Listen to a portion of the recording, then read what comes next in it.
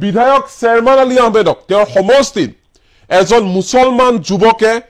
গৰাখহনীয়াক লৈ কেতবোৰ পৰামৰ্শ দিবলৈ আগবাঢ়ি গৈছিল আৰু ইয়াতে খৰ্গহস্ত হৈ পৰে ক্ষুণ্ণ হৈ পৰে বিধায়ক চেয়াৰমান আলী আহমেদক মুঠতে চেয়াৰমান আলী আহমেদে কোনো কাৰণতে যুৱকজনৰ এডভাইস বা পৰামৰ্শ শুনিব বিচৰা নাছিল যাৰ পৰিপ্ৰেক্ষিতত ধমক দিয়ে মুছলমান যুৱকজনক যে বেছি কথা নকবি নহলে তোক মই এৰেষ্ট কৰি দিম উল্টা-পাল্টা নকৰবি তোক এৰেষ্ট কৰাম মই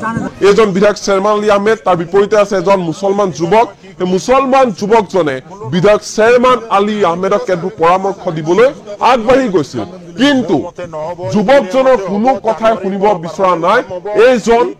বহুবল্কী বিধায়ক চেয়াৰমান আলী আহমেদ বিতৰ্কিত বিধায়কগৰাকীয়ে যুৱকজনক